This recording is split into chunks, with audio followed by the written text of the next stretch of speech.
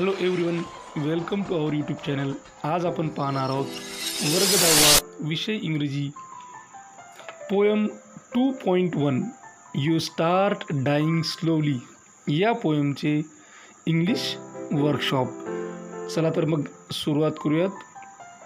First activity आहे read the different messages in the poem given below.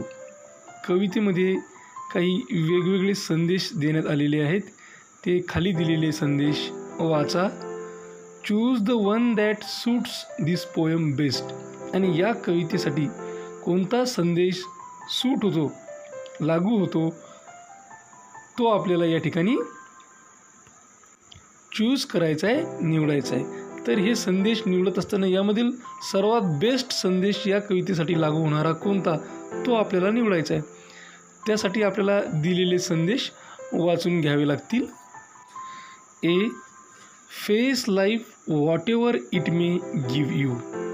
की जीवन तुम्हाला काही देऊ, त्या गोष्टींना तुम्हाला फेस करायचं आहे.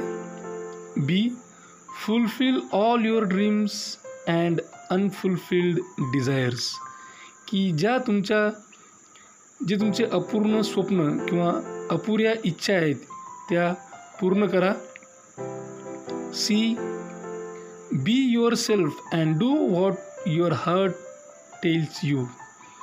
की बी युअर सेल्फ म्हणजे तुम्ही बना, लोकांसारखे न बनता तुम्ही स्वतःसारखे बना आणि तुमच्या मनाला, तुमच्या हृदयाला जे वाटेल किंवा तुमचं हृदय, तुमचं मन जे म्हणेल तेच करा. D, accept all possible changes or risk that you have taken. की तुम्ही घेतलेले जे काही शक्य अशा पद्धतीचे चेंजेस आहेत, बदल आहेत किंवा रिस्क आहेत, ह्या सगळ्या तुम्ही ॲक्सेप्ट करा, त्यांचा स्वीकार करा. आणि E, keeping your self esteem intact just try to relax in life. की तुमची स्वप्रतिष्ठा जागी ठेवत तुमच्या जीवनामध्ये रिलॅक्स करण्याचा प्रयत्न करा. तर या पाचही मेसेजेसमधून सर्वात बेस्ट जो मेसेज जो या पोएमला सूट होतो तो आहे message C, be yourself and do what your heart tells you. Activity second, state the following. A, theme oblique central idea of the poem. या कवितेची थीम, सेंट्रल आयडिया म्हणजे मध्यवर्ती कल्पना आपल्याला लिहायची आहे. And the answer is, theme or the central idea of the poem is that our life must flow and renew itself at every moment of its being. When we enrich ourselves with new knowledge, wide experience, fresh emotions, daring encounters and exciting challenges, then only we live our life fully. If we live stagnant, repetitive or conventional life, we start dying slowly instead of living fully satisfied life. Activity B, line that provides evidence of the theme. ही जी काही मध्यवर्ती कल्पना आहे, या मध्यवर्ती कल्पनेचा पुरावा देणारी line, ओळ कोणती आहे? तर आन्सर आहे, if you do not change your life you start dying slowly. C, 3 characteristics from the poem that makes a person dull and uninteresting. की या कवितेमधून असे 3 वैशिष्ट्य आपल्याला शोधून काढायचे आहेत की जे व्यक्तीला डल म्हणजे कंटाळवाणे आणि अनइंटरेस्टिंग म्हणजे अरसिक बनवतात. Answer, the 3 characteristics from the poem that makes one dull and uninteresting are: first, becoming a slave of your habits; second, not going with fresh emotions; third, not facing exciting risky challenges. Third activity, pick out 4 adjectives from the poem and write them down with the nouns they describe, की या कवितेमधून आपल्याला 4 adjective म्हणजे विशेषण शोधून लिहायचे आणि त्यांच्यासोबतच काय सांगितलेलं आहे, write them down with the nouns they describe. हे जे विशेषण आहे हे विशेषण कोणत्या नामाला डिस्क्राईब करतात, कोणत्या नामाबद्दल विशेष माहिती देतात ते सुद्धा आपल्याला या ठिकाणी लिहायचं आहे. तर फर्स्ट आपण लिहू same 5, second different colours, third turbulent emotions, fourth sensible advice. Fourth activity, compare the structure of the poem. You start dying slowly to the poems in unit 1.1 and 1.3. To which poem does the structure match? या कवितेचं structure संरचना, जे कवितेचं नाव आहे you start dying slowly, या कवितेचं structure unit 1मधल्या 1.1 आणि 1.3 सोबत compare करायचं आहे, त्याची तुलना करायची. To which poem does the structure match, तर त्यापैकी कोणत्या कवितेसोबत याचं स्ट्रक्चर मॅच होते. What differences do you notice in the other ones, आणि दुसऱ्यामध्ये तुम्हाला कोणकोणते डिफरन्सेस दिसतात, नोट देम डाऊन, ते लिहून ठेवा. Answer, the structure of the poem 1.3 basketful of moonlight matches with this poem. Differences noticed in other poem 1.1 A Teenager's Prayer. So we'll write the differences. In first column we'll write Teenager's Prayer, and in second column we'll write You Start Dying Slowly. First point in Teenager's Prayer, metric rhythmic rhymes, rhyme scheme, and in You Start Dying Slowly, free verse, no rhymes or rhyming scheme. Second point in Teenager's Prayer, narrative, teenager's prayer to God. And second point in You Start Dying Slowly, didactic poem imparting advice. Third point in Teenager's Prayer, quatrain, a group of 4 lines in each stanza. And in You Start Dying Slowly, different number of lines in each stanza. Fourth point in Teenager's Prayer, different figures of speech. And in You Start Dying Slowly, mainly repetition in the beginning of each line. Fifth activity, what expression is repeated in the poem, की या कवितेमध्ये कोणता वाक्यप्रयोग हा पुन्हा पुन्हा करण्यात आलेला आहे. हाऊ मेनी टाइम्स, तो किती वेळा करण्यात आलेला आहे. Why do you think the poet emphasises it, आणि कवीने त्याच्यावर विशेष भर का दिलेला असावा असं तुम्हाला वाटते. And answer, the expression if you do not is repeated in the poem. It has been repeated 12 times in the beginning of lines in the poem. The poet emphasizes it because he wants to urge strongly to read the poem and stress the things that we should not do. He reminds us every time what we should avoid to do for living good life.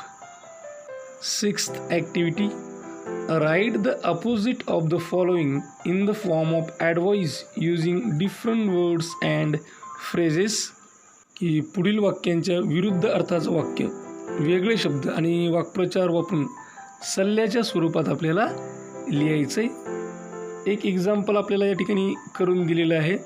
A, you do not travel, याच्या opposite आहे you should travel as much as you can. मग पहिल्या वाक्यात आपल्याला काय दिलं की you do not travel, की तुम्ही प्रवास करू नका, आणि त्याच्या अपोजिट सल्ला काय दिलेला आहे आपल्याला, you should travel as much as you can, की तुम्हाला हवं तेवढं किंवा हवा तेवढा प्रवास तुम्ही करू शकता किंवा केला पाहिजे. B, you do not appreciate your self, की तुम्ही स्वतःची स्तुती करू नका.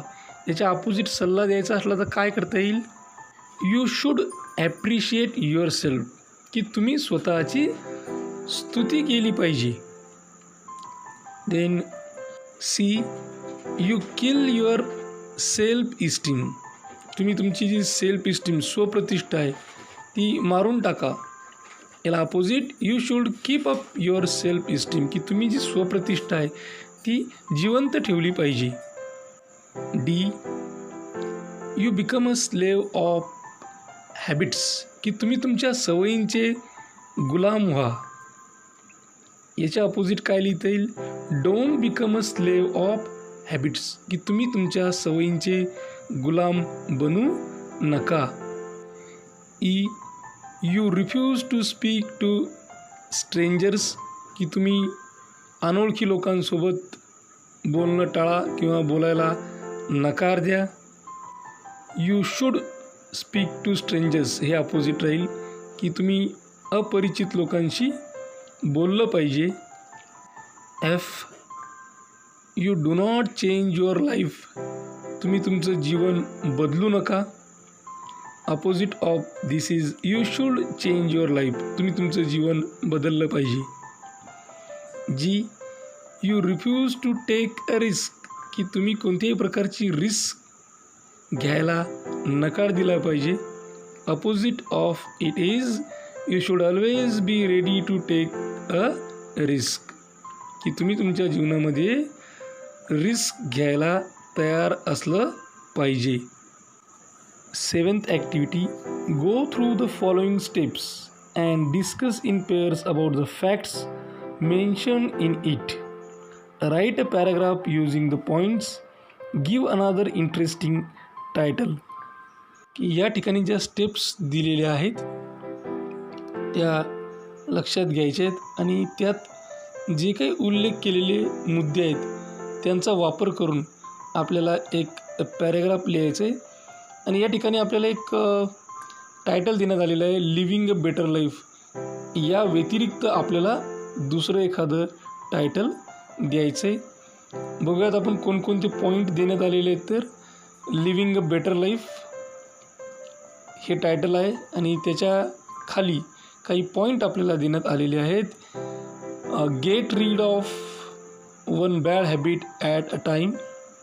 Then avoid negative thoughts, be positive, trust yourself, love what you do, try to enrich your mind by becoming a lifelong learner, sharing and caring makes life enjoyable, be humble, respect and welcome, accept each day with a smile. So these are some of the points given by them. So we have to write a paragraph. We have to give an interesting title. तर title आपण देऊ, mould your living for brighter life. Now will start to write the paragraph. Everyone in the world craves for happy life. Everyone has his own concept of happy life. What in general can we do for living better life? Living wise and virtuous life is living happy life. Here are some facts and ways of living better life. You should give up all your bad habits. Bad habits can spoil your whole life and your happiness. Resolve to get rid of one bad habit at a time and finish them off determinedly. Never allow negative thoughts to enter your mind. Be always positive. Positive attitude will lead you to happiness, and negative thoughts affect your life as well as others around you. Be confident and trust yourself and love whatever you do for good life. You must be a good learner. Learn from any small things beneath the sun. Enrich your mind and soul by becoming a lifelong learner. Every moment of learning will give you a new experience of life that also keeps you updated and gives you knowledge of vivid visions of glory. Sharing and caring are two very important aspects of happy life. Share your sorrows and happiness with others. Take care of those who are around you. You will get love and respect from them. It is our moral obligation and that gives us satisfaction. Be humble to everyone who meets you on the way of your life. Respect and welcome everyone with smile. That gives you joy of your life. If you follow all these rules and values, you will surely live better life. Eighth activity, complete the following table with the things in your life which help you to change your habits and routine. की तुमचा जो काही daily routine आहे, रोजचा नियमित दिनक्रम आहे किंवा तुमच्या सवयी आहेत, या बदलण्यासाठी तुम्हाला मदत करणाऱ्या किंवा तुम्हाला हेल्पफुल ठरणाऱ्या तुमच्या जीवनातील काही गोष्टी भरून खाली जो काही टेबल आहे तो टेबल पूर्ण करायचा आहे. फर्स्ट कॉलममध्ये आपल्याला देण्यात आलं इफ आय डू दिस, जर मी हे केलं तर. आणि दुसऱ्या कॉलममध्ये आहे आय शॅल. फर्स्ट आहे इफ आय ट्रॅव्हल, त्याच्यासमोर आपण आय शॅलच्या टेबलमध्ये लिहावं लागेल I shall widen my worldly knowledge and experience. Second if I read, in next column we'll write, opposite column we'll write I shall be wise and knowledgeable. if I do this च्या column मध्ये तिसरी गोष्ट आहे if I change my bad habits, I shall lead a gentle and civilized life. Fourth, if I play continuously on a mobile phone, I shall miss the pleasures of playing outdoor games. Then fifth, if I don't make friends, I shall live dull, tedious, solitary and secluded life. Ninth activity, everyone needs inspiration to move ahead. की प्रत्येकाला समोर जाण्यासाठी कोणत्या ना कोणत्या प्रकारची प्रेरणा आवश्यक असते, मोटिवेशन आवश्यक असते. और make progress in our life, किंवा समोर जाण्यासाठी किंवा प्रगती करण्यासाठी. There are some things which inspire us to live better, की आपल्याला चांगलं जीवन व्यतीत करण्यासाठी काही गोष्टी असतात ज्या आपल्याला इन्स्पायर करतात. व्हॉट आर दोज थिंग्स, त्या कोणकोणत्या गोष्टी आहेत? तर एक आपल्याला सांगितलेलं आहे stories. B parents support. C dreams. D role model. E faith in your own diligence. F motivation. 10th activity, complete the web diagram with words that go with their topics. हे खाली काही वेब डायग्राम देण्यात आलेले आहेत आणि आपल्याला त्या web diagram complete करायचे आहेत. बघा, सर्वात पहिले जी वेब डायग्राम दिलेली तिच्या सेंटर पॉईंटला आहे टर्ब्युलंट. तर टर्ब्युलंट काय काय असतं, तर स्टॉर्म आहे. Then will write condition. Crowd, ज्याला आपण मॉब म्हणतो. देन सी वेव्ज आणि लिहिता येईल वेदर. सेकंड वेब डायग्राम आहे ज्याच्या सेंटर पॉईंटला आहे glistening. Glistening eyes, glistening fish, glistening wet streets, glistening snow capped mountains, glistening hair. Third web diagram sensible. Sensible advice, sensible dialogue, sensible idea, sensible person, sensible deal. Then 11th activity, write about a day when you felt very happy. की अशा एखाद्या दिवसाबद्दल लिहा की ज्यावेळेस तुम्हाला खूप आनंदी वाटला असेल, खूप आनंद झाला असेल. Use the following questions to help you. आणि तुम्हाला मदत करण्यासाठी खाली दिलेल्या प्रश्नांचा वापर करा. Think, recollect a day. त्या दिवसाबद्दल तुम्ही विचार करा किंवा त्याबद्दल तुम्ही आठवा. Note down the points. खाली दिलेले जे काही क्वेश्चन आहेत त्या आधारे काही पॉईंट नोट डाऊन करा. And that questions are, question कोणकोणते दिलेत बघा. Do you remember the exact day and date. की तुम्हाला एक्झॅक्ट दिवस किंवा तारीख आठवते का. Was it a special occasion or celebration. ते स्पेशल ओकेजन, स्पेशल प्रसंग, विशेष प्रसंग किंवा विशेष सेलिब्रेशन होतं का. What happen on that day. त्या दिवशी काय झालं. How did you react to the things that happen on that day. त्या दिवशी ज्या ज्या गोष्टी घडल्या त्यांना तुम्ही कशा पद्धतीनं रिॲक्ट केलं. How did other people react when they saw you wear so happy. की त्या दिवशी तुम्हाला आनंदी पाहिल्यानंतर बाकीच्या लोकांच्या प्रतिक्रिया कशा होत्या. What did you do next. मग तुम्ही समोर काय केलं. What happen in the end. शेवटी काय झालं.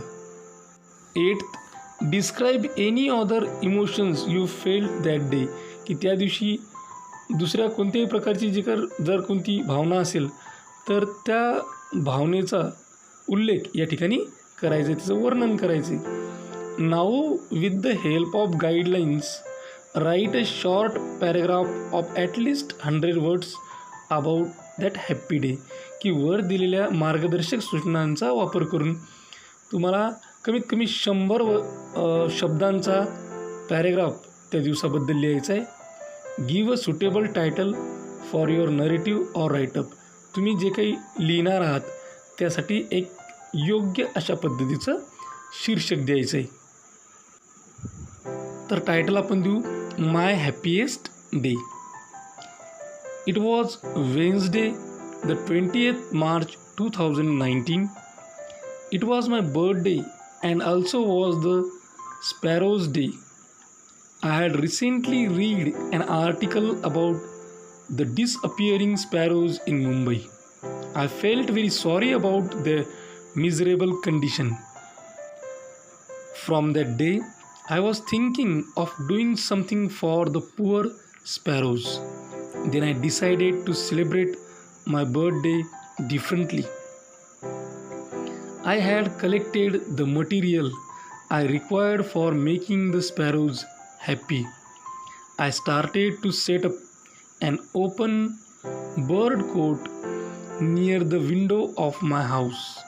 I made a box of light wooden planks. Then I nailed 2 steel bowls of water on both sides of the cote. I put some grains and seeds on the cote. I filled the bowls with the water. I also put some sparrows' food inside the box. The box was big enough for the sparrows to move in and out. Then I waited for the sparrows to come. In the beginning, they did come near the cote but did not enter in the cote. They were afraid, but soon, after some hesitation, they began to alight on the cote one after another. They ate grains and drank water. They chirped and twittered. The whole atmosphere was filled with joy at the sight of twittering tiny sparrows. My parents and neighbors were very happy and thanked me for the gift I gave them on my birthday. The sparrows were assured that they were safe and no harm was done to them. It was the biggest and the happiest day of my life. Everyone spoke high of me and praised me for my kind act. My joy knew no bounds. I was feeling proud that I could do something nice for the sparrows in my own small way. 12th activity, use internet or any book to write 4 inspirational or motivational quotes related to the message or messages in the poem. या कवितेमध्ये देण्यात आलेले जे काही संदेश आहेत या संदेशाशी संबंधित आपल्याला 4 प्रेरणादायक कोट या ठिकाणी लिहायचे. त्यासाठी आपण इंटरनेट किंवा कोणतेही पुस्तक वापरू शकतो. तर पहिला आपल्याला लिहिता येईल, the path from dreams to success does exist, may you have the vision to find it, the courage to get on to it and perseverance to follow it. Second, variety is the spice of life. Third quote is, the happiness of your life depends upon the quality of your thoughts. Fourth quote, the purpose of our lives is to be happy. या ठिकाणी आपण poem 2.1 you start dying slowly या पोएमचा English workshop पूर्ण केला. अशाच प्रकारचे नवनवीन व्हिडिओ पाहण्यासाठी या चॅनलला सबस्क्राईब करा. आमच्या चॅनलचे सर्वच व्हिडिओज ताबडतोब तुमच्यापर्यंत पोहोचण्यासाठी बेल आयकॉन बटनला क्लिक करा. हा व्हिडिओ तुम्हाला आवडला असेल तर लाईक करा. तुमच्या मित्रमैत्रिणींमध्ये गरजू विद्यार्थ्यांमध्ये जास्तीत जास्त प्रमाणात शेअर करा. काही अडचण असेल, काही सजेशन असेल, काही इन्फॉर्मेशन असेल किंवा रिप्लाय द्यायचा असेल तर कमेंट बॉक्समध्ये कमेंट करा. हा व्हिडिओ अत्यंत काळजीपूर्वक आणि सर्वात महत्त्वाची गोष्ट टिल द एंड शेवटपर्यंत पाहिल्याबद्दल तुम्हा सर्वांचे मनापासून आभार. थँक्यू. Thanks a lot.